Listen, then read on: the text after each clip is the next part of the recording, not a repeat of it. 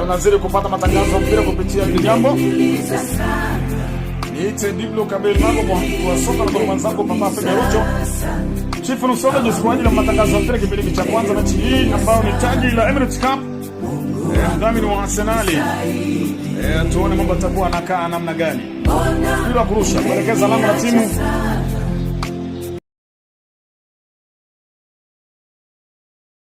Weekend warm-up show.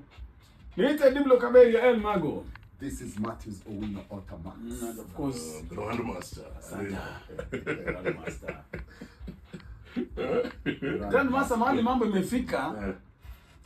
Mahali kesi imefika inataka busara ya nchi kwa sababu tunakwenda kwa AFCON, tunalumbana hapa. Tuna vikosi viwili katika leadership. Kuna watu wa Mariga, kuna watu wa Hussein and the rest. Na kuna kesi kotini. Ndio. Hapa inakuwaje? Sasa inataka wisdom vile nilikuwa nasema. Yes. Ma branch chairman ndio au ma members wa 94 wako 94 ama 92. Yes. Au assembly ndio wanaweza kutatua hii issue. Iletwe huko kwa special general meeting. Hiyo tu, hakuna other shortcut. Kwa sababu hao hawezi sikizana.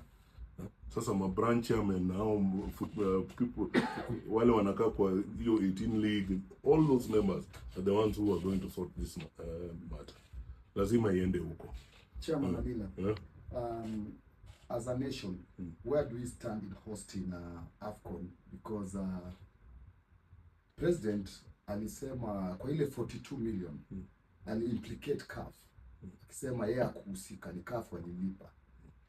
Itakuwaje CAF ikikuja iseme hawajui kitu yoyote kuhusiana na hiyo insurance company? Ndio uliona CAF walikuwa very careful.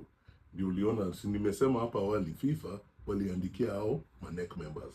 Kwa sababu si kitu rahisi vile walikuwa wanaweka. Watu walikuwa nafikiria because it's involving pesa za CAF. And the president of FKF is a signatory to that account. Insurance company. Yeah. Insurance company ni ya nchi ama ni ya Kenya? Whatever it is, kama ya nchi procurement hivyo, all I know that monies which are imepita $200,000 lazima president wa FKF ajue na NEC members. Yeah. They are the ones who need to authorize that payment. So hawezi kusema hakujua na hawezi kupelekea CAF maneno ati ni maneno ya CAF. He is the president of the Federation of Kenya, and a member of CAF. Hii case sasa iko kwa anti-corruption ama iko kwa NEC members ama iko mahakama kuu